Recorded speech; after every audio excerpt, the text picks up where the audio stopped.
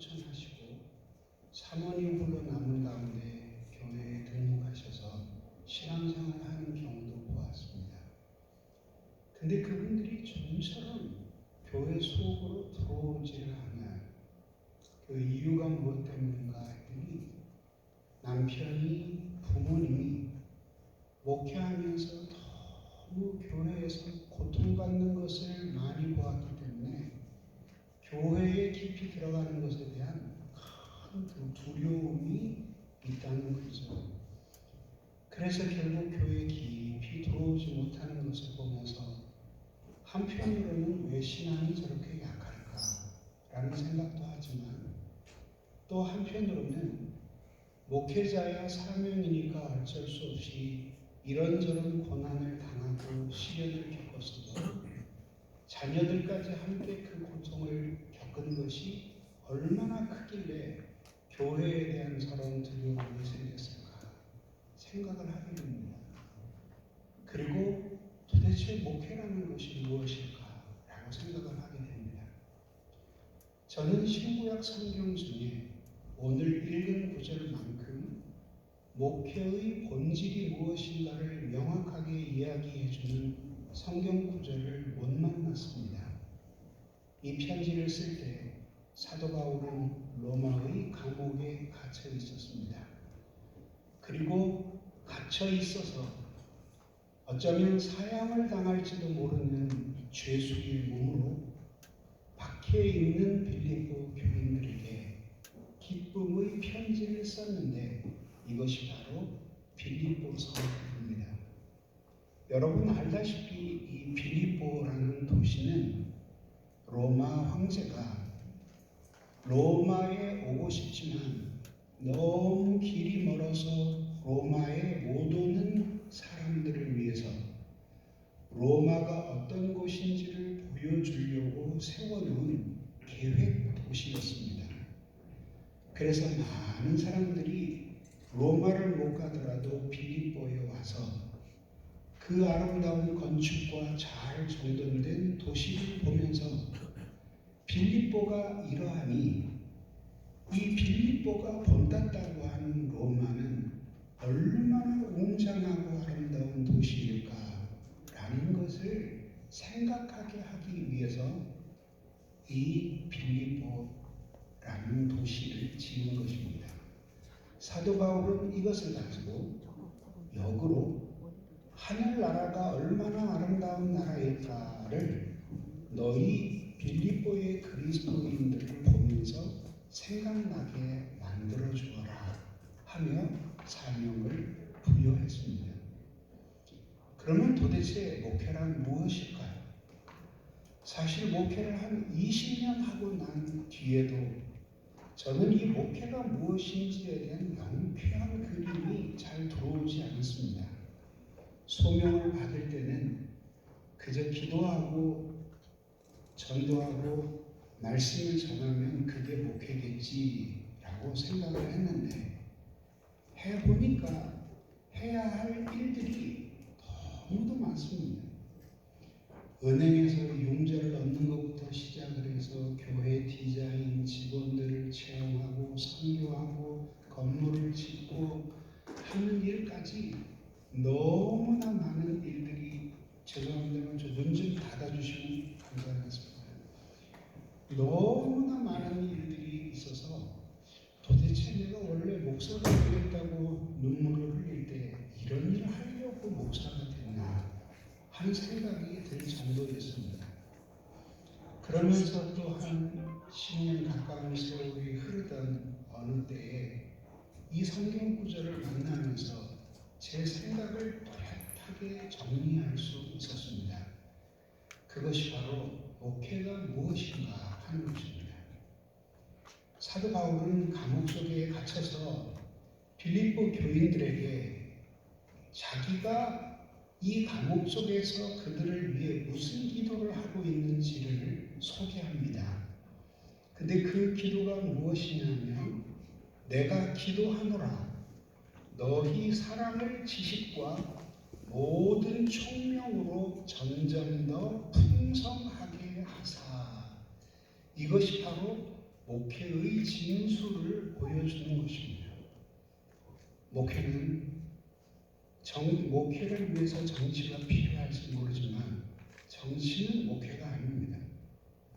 또 인간관계가 목회를 위해 필요할지는 모르지만 인간관계가 목회는 아닙니다. 성경을 잘 가르치는 것이 목회에 꼭 필요하지만 지식의 함량 그 자체가 목회라고는 말할 수가 없는 거죠. 이 목회의 진수를 보여주는 것이 바로 너희 사랑을 점점 더 풍성하게 하자.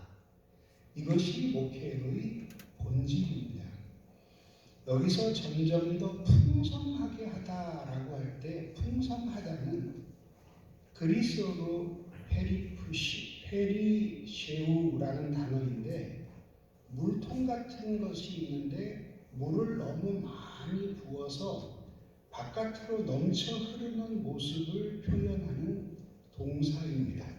근데 그것을 말론, the more and the more 점점 더 많이 그렇게 바깥으로 흘러넘치기까지 사랑이 일어나게 하는 것이 그게 바로 목회라고 하는 말입니다.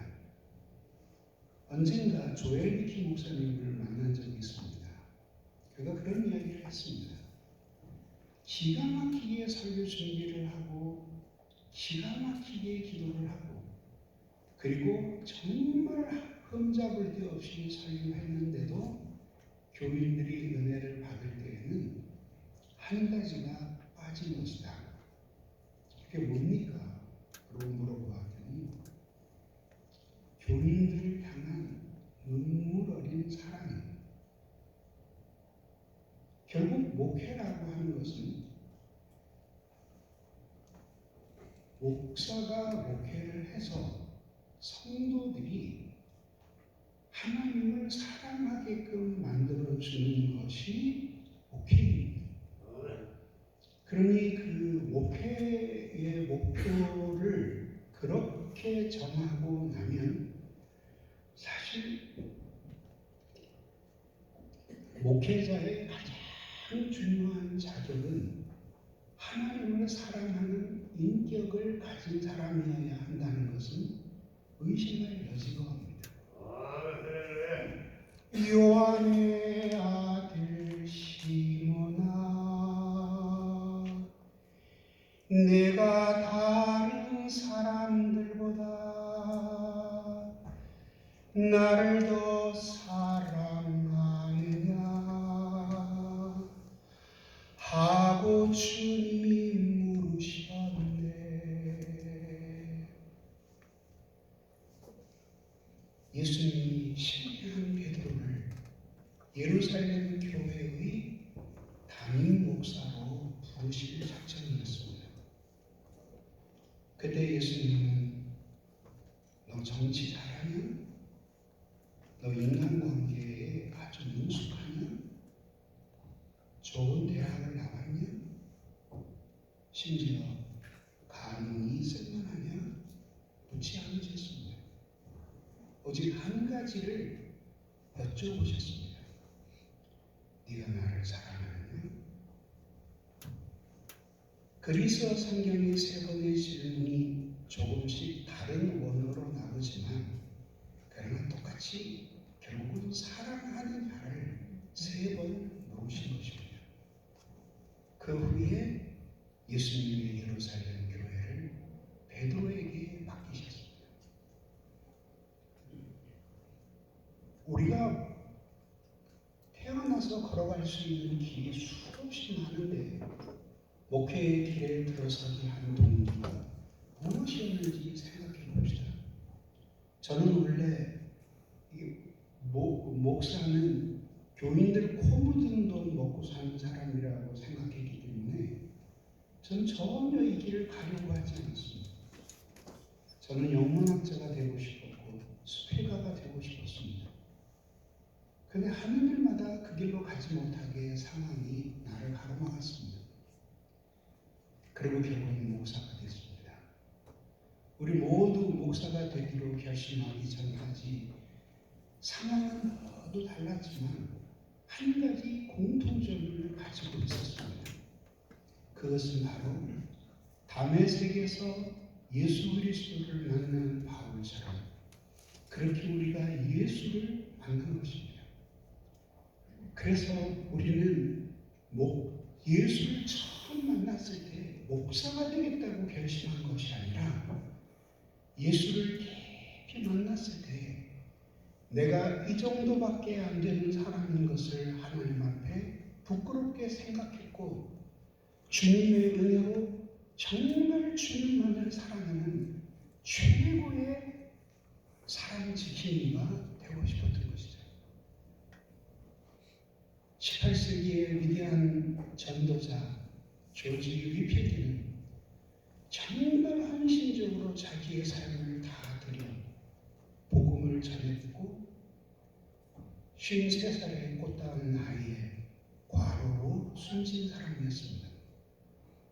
그 열렬한 사람도 자기의 사랑이 소명이 식을 적마다 찾아가는 곳이 있었습니다. 자기가 회심한 예배당이었습니다. 술집 보이였던 그 사람이 세계적인 복음 전도자가 되고 마음의 소명이 식을 것 같을 때 자기가 회심한 그 교회 의자에 찾아가서 무릎을 꿇고 키스를 하면서 여기서 내가 주님을 만난다 되새겼던 것입니다.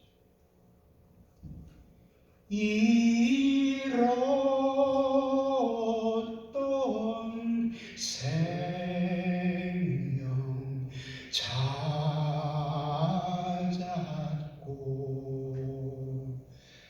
광명을 얻었네.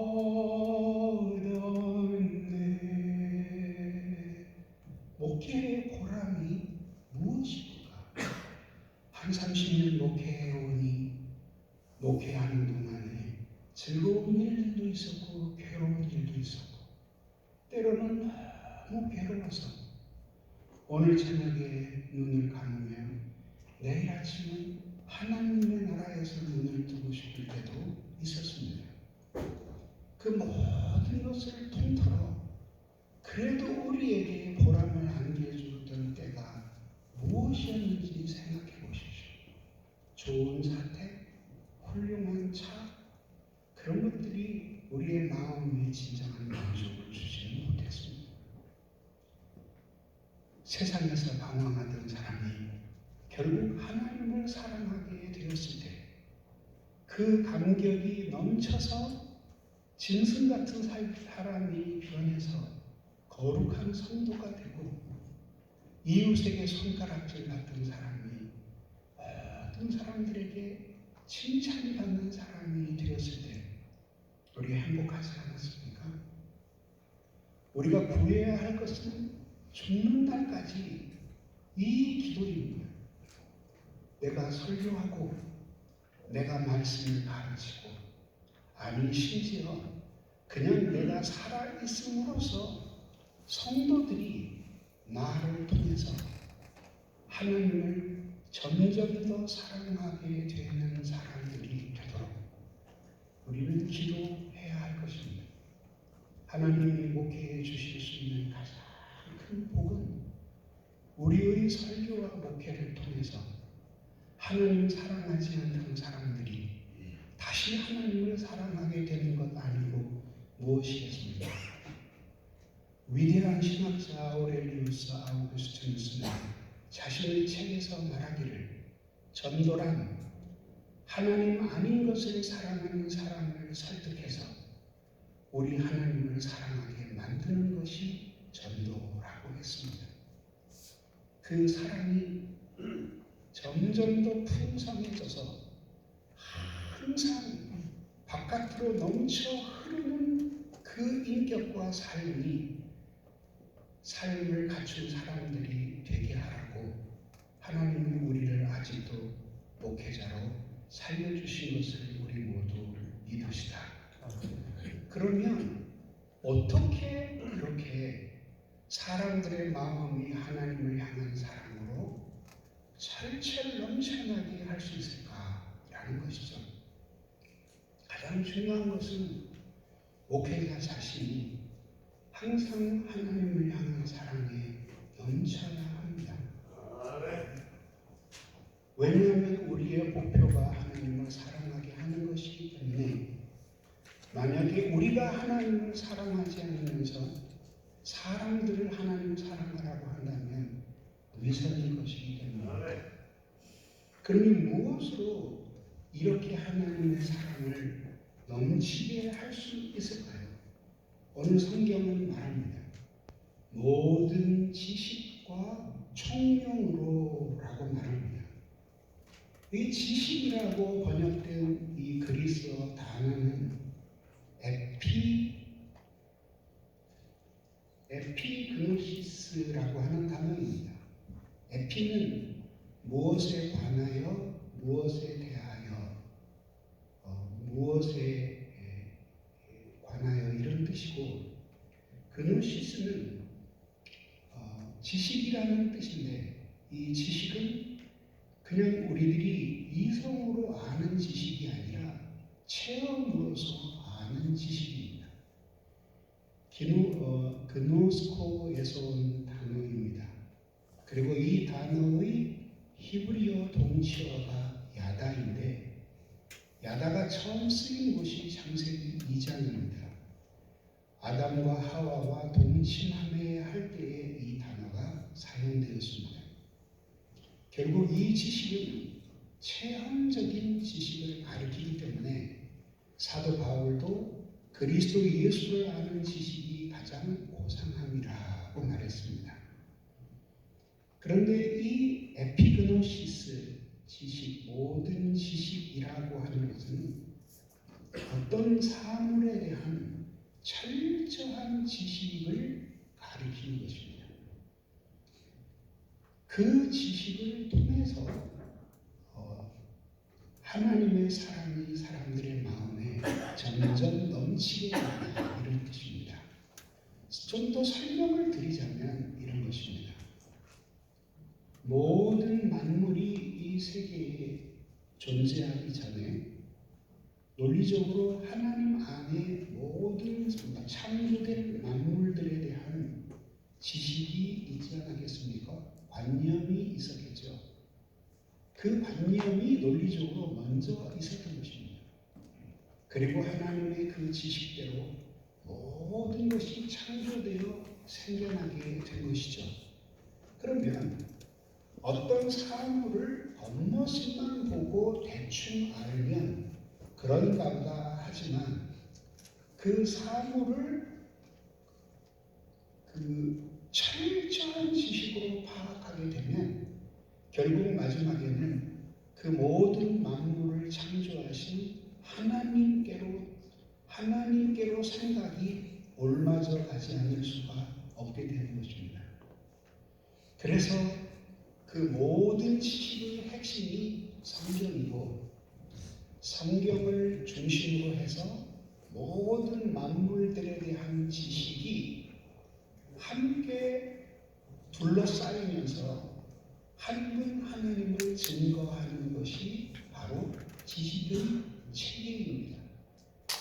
이것 때문에 사실은 모든 인간이 학문을 해서 진리를 어느 정도 찾아낼 수 있는 것이죠. 헤르만 바빙크는 이것을 그리스도 실제론이라고 부르면서 그리스도가 모든 만물 가운데 계심으로 진리를 발견해낼 수 있다라는 이론을 제시했습니다. 말씀드리고 싶어하는 요지는 이것입니다. 목회의 본질은 사람을 충만하게 하는 것인데, 사람을 충만하게 하기 위해서는 진리에 관해 올바른 지식을 전달해야 한다는 것입니다. 진리를 전달해도 그것이 사람을 불러일으키지 못할 수는 있지만, 지식이 없이 사람이 불러일으켜지지는 않는다는 것입니다. 그런 점에서 목회자는 죽을 때까지 평생 동안 진리와 함께 씨름하는 사람이어야 합니다. 무엇이 참 진리이고 진리를 따라 사는 것은 무엇이고 진리를 따라 사는 삶이 얼마나 아름다운 삶인지를 고뇌하면서 결국은 성경을 통해서 신학을 통해서 자신이 깨달은 진리를 전해야 하는 사람이 목회자입니다. 그리고 그것으로서 성도는 설교자의 능면이 아닌 하나님을 사랑하게 되는 것이죠. 그런 점에서 목회자는 평생 학문인이어야 합니다. 학자까지는 못 되더라도 학문을 끊임없이 하면서 진리가 무엇인지를 찾아내려고 몸부림치는 사람이어야 한다는 것입니다. 이것과 함께 사람을 풍성하게 하는 또 하나를 제시합니다. 그것은 바로 총명이라고 하는 것입니다. 즉 지식과 총명을 수단으로 하나님을 향한 사랑이 불길처럼 일어나게 만드는 것이 목회의 본질이라는 것입니다. 그러면 그 총명이라는 것이 무엇일까요? 그리스 성경에 아이스테시스라고 나오는데 이것은 동사 아이스다노마이 놀라다라는 단어에서 옵니다. 한마디로 이 총명이라고 하는 것은 결국 지혜 혹은 판단을 가리키는 것입니다. 이 총명은 바로 직관적으로 어떤 사물을 보면서 깨닫는 것입니다. 믿음이 바로 그런 것입니다. 믿음은 이성으로 설명할 수 없는 방식으로 진리를 우리에게 인식하게 만들어주죠. 하나님이 살아계시다는 것을 믿을 수 없던 무신론자의 어두운 마음에 진리의 빛이 들어와서 하나님이 살아계시다는 사실을 깨닫게 만들어주는 것은 믿음인데 이게 바로 총명인 것입니다. 그림을 그리자면 이런 것입니다. 불이 활활 타오릅니다. 그리고 이것은 계속 타올라야 합니다. 하나님 사랑의 불길입니다. 밑에 두 개의 장작이 있습니다. 하나의 장작은 지식이고 또 하나의 장작은 총명입니다. 바꾸어 말하면 하나의 장작은 말씀에 관한 지식이고 또 하나는 충만한 믿음입니다. 이 두 개의 장작을 태우며 사랑의 불길이 계속 타오르게 되는 것입니다. 지금은 사람이 죽으면 화장터를 방문하면 모두 전기로 시체를 태워서 불과 1시간 되기 전에 가루가 돼서 뼈가 되어서 유골이 나옵니다. 근데 예전에는 화장터에서 다 그것을 장작으로 뗐습니다. 근데 장작으로 떼다가 잘 안 되면은 사용한 그 소재가 지푸라기였습니다. 왜냐하면 바짝 마른 볏짚만큼 어마어마한 불길을 내는 것이었기 때문입니다. 정말 커다란 소리를 내면서 그 논에서 그 볏짚들이 타오릅니다.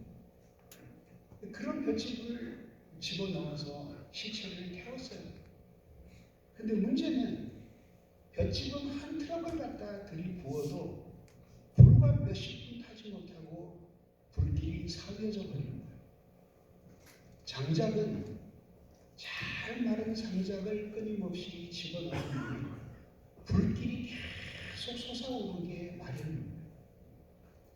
그래서 목회자는 제일 먼저 공부하는 사람이 되어야 합니다. 끊임없이 이 두 팔이 닳도록 공부를 해서 진리가 무엇인지를 성경과 신학, 학문을 통해서 끊임없이 발견하고 그것 때문에 자신이 하나님을 점점 더 사랑하게 되는 사람이어야 합니다. 그래서 10년, 20년을 한 목사에 대해 설교를 들었는데도 그 지식의 깊이를 가늠할 수 없이 목회하는 사람이 되어야 하는 것입니다. 그리고는 목회자 자신이 총명한 사람이 되기 위해서는 믿음이 마음속에 늘 불붙어 있어야 합니다. 나이가 들고 목회의 연한이 오래될수록 믿음보다는 경험을 의지하게 되고 나이가 어리면 믿음보다 자기 지식을 의지하게 됩니다. 그런데 그러지 말아야 합니다. 오히려 하나님을 믿는 믿음이 어린아이처럼 이 마음속에 충만해져서 그렇게 살아야 합니다. 이런만 되면 다 아는 훌륭한 목사님이었고 교수였던 분이 있습니다. 미국에서 목회를 하셨는데 성공한 10교회 중 한 교회라고 불릴 정도로 그렇게 큰 목회의 업적을 이뤘습니다. 어느 날 기도하는데 너는 한국으로 돌아가라. 하나님이 응답해 주시더랍니다. 그래서 한번 한국에 나와 보니까 교수도 갈 만한 자리가 없거니와 집값이 얼마나 비싼지 도저히 자신들이 가지고 있는 재산으로는 식구들과 거처를 마련할 수가 없더래요. 그래서 가족들이 모여서 아빠가 이런 부르심을 받았는데 안 되는 일들이 너무나 많으니까 너희가 기도 좀 해다오 하고 기도를 하는데 막내 아들 5살짜리가 있었답니다. 아빠의 보고를 듣고 모든 식구들이 풀이 죽어 있는데 그 5살짜리가 이렇게 묻더랍니다. 아빠, 그렇게 어려우면 하나님이 도와주셔도 안 되는 거야? 그 한마디가 이 목사의 마음을 찔렀어요. 그리고 깊이 회개하고 내일 일은 나는 몰라도 난 간다. 그리고 평생 목회하겠다고 사인하라는 것을 거부하고 그건 미국에서 목회자로서의 최고의 영광이에요. 거부하고 보따리 싸가지고 전셋집 얻어서 한국의 유수한 대학의 교수로 오셔서 사역을 하셨습니다. 목사의 마음이 항상 믿음으로 충만해질 리가 없다는 것은 우리 너무 잘 아는 것이죠. 믿음이 충만하여 하나님의 사랑이 불리듯 일어나게 하는 성도들로 만듭시다. 그러면 그렇게 하는 목표는 도대체 무엇일까요? 그것을 오늘 성경은 3가지로 제시합니다. 이렇게 말합니다. 너희로 지극히 선한 것을 분별하며 또 진실하여 허물 없이 그리스도의 날까지 이르고 라고 했습니다. 첫째는 분별하게 하기 위해서입니다. 하나님의 사랑으로 성도의 마음을 충만하게 하는 이유는 목회자 잘 섬기라고 아닙니다. 너희 교회를 잘 섬기라고 그것도 아닙니다. 그럼 무엇일까요? 잘 분별하도록. 잘 분별해서 심지어 교회가 그릇된 길로 가면 그 교회를 올바른 길로 가게 하고 목회자가 잘못된 길을 가면 그 길은 안 쫓아올 수 있을 정도의 분별력을 갖게 하기 위해서 바로 목회라는 사명을 우리에게 주신 것입니다. 여기에 분별하다라고 하는 우리말 성경에 쓰여진 단어가 그리스어로 도키나조라고 하는 것인데 그냥 이렇게 육안으로 분별하는 것이 아니라 그 본질을 꿰뚫으면서 분별하는 것을 의미하는 것입니다. 즉 여기에 이런 탁자가 놓였는데 옛날에는 이것을 모두 나무로 만들었는데 지금은 나무가 비싸니까 MDF라는 나무 가루를 찧어서 만든 판대기에다가 나무로 만든 플라스틱 껍질을 붙입니다. 흔히 랩핑이라고 하죠. 근데 전 세계에서 최고로 기술이 발달한 나라가 우리나라입니다. 호텔에 가도 저게 진짜 나무인지 아니면 가짜 나무인지 분별할 수가 없어요. 가서 너무 궁금한 나머지 자동차 키로 한번 이렇게 긁어봐요. 그러면 비로소 껍질이 벗겨져요. 그게 도키마조예요. 그런 식으로 확실하게 아는 것입니다. 사실 목회자가 하나님의 말씀을 전해서 목회를 하는 이유는 내가 죽은 다음에라도 성도들이 올바른 분별력을 가지고 살아가게 하기 위해서 하는 것이 아니겠습니까? 신천지가 한참 극성을 부릴 때 동네에 있는 한 교회는 한 교구가 모두 따라서 신천지로 가버렸고 장로님도 가고 그리고 부목사도 함께 신천지로 가버렸어요. 그 왜 그럴까요? 분별력을 키워주지 못한 것입니다. 하나님이 성도들을 잘 목양해서 거짓이 난무하는 이 때에 이 시대와 진리를 올바르게 분별하여 살게 하기 위해 우리를 목회자로 불러주셨음을 믿으시기 바랍니다. 두 번째는 진실하여라고 했는데 이 진실하여는 그리스어로 에이클리네스라고 하는 단어입니다. 이것에 관해서 뒤에 있는 합성어인데요. 에일리라는 단어와 크리네스라는 단어의 합성어입니다. 크리네스는 크리노, 판단하다 라고 하는 단어에서 왔다는 데는 이의가 없습니다. 그런데 이 에일리가 무엇이냐에 대해서는 두 가지 설이 있습니다. 하나는 그것을 햇빛이라고 보는 거죠. 이렇게 되면 햇빛을 통해서 판단하다 이렇게 되는 거죠. 자, 무슨 뜻이냐면 서류나 혹은 지폐 같은 것들이 위패가 아닌지를 검증하기 위해서 햇볕에 비춰보는 거죠. 그러면 그 재질을 보고 이게 진패다, 위패다라는 것을 가름해내는 것이죠. 또 하나 학설은 에일리가 체와 관련이 있다라고 보는 거죠. 곱게 가느다란 가루를 내리기 위해 만든 채 바구니 말입니다. 그래서 거기서 가루를 집어넣고 흔들면 고운 가루는 빠져나오고 굵은 거는 빠져나오지 못하게 만들어서 그렇게 구분하는 도구라는 의미를 갖습니다. 근데 저는 둘 중에 무엇을 택하든지 결론은 같다고 생각합니다.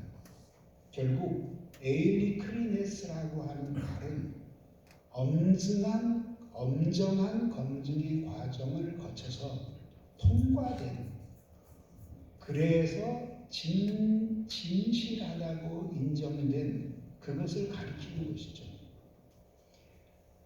이 진실이라고 하는 것은 진리와는 좀 다릅니다. 진리는 객관적인 것이지만 진실은 이 진리에 합치하는 인간의 도덕적인 무엇을 가리켜서 우리들은 진실이라고 부르는 것이죠. 그러므로 진실한 모든 사람은 진리라는 기준이 있어야 하고 그 진리라는 기준에 합치할 때 진실한 사람이 되는 것입니다. 그는 그는 사람이 볼 때와 사람이 보지 않을 때, 여럿이 있을 때와 혼자 있을 때가 꼭 같습니다. 그 사람이 진실한 사람입니다. 진실을 흉내낼 수는 있지만 그러나 진실하지 않은 사람이 진실한 사람이 될 수는 없습니다. 진리에 부합한 상태입니다. 결국 우리가 목회하는 목표는 모든 성도들로 하여금 사람이 보든지 보지 아니하든지 진리에 합치하여 진실한 사람이 되게 하기 위해서 목회하는 것 아니겠습니까? 결국 우리가 하나 되는 것은 목회자를 중심으로 하나 되거나 교단을 중심으로 하나가 되거나 혹은 교회라는 건물을 중심으로 하나 되는 것이 목표가 아니라 진리를 중심으로 진리를 사랑함으로 모두가 하나 되는 것. 결국 교인들이 가진 목회자에 대한 존중심이 어디에서 나옵니까? 교회 안에는 목회자보다도 공부 많이 한 사람, 돈 많은 사람, 더 훌륭한 가문, 더 우월한 사회적 지위를 가지고 있는 사람이 많습니다. 그럼에도 불구하고 존경하는 이유는 무엇입니까? 그 목사님이 진리에 부합한 삶을 살 것이라고 믿기 때문입니다. 그리고 자신이 그를 본받기 위해서 많이 노력해야 한다는 것을 알기 때문에 그런 면에서 존경을 하는 것 아니겠습니까? 그러면서 우리는 결국 진실이라고 하는 이 가치를 사실 세상은 버렸습니다. 이제는 그런 진실을 정치에서도 경제에서도 사회에서도 심지어 법정에서도 찾아보기 어렵게 되었습니다. 온 국민이 분노하고 있는 것도 바로 이것입니다. 우리 중에 누가 절대적으로 진실하다고 말할 수 있겠습니까?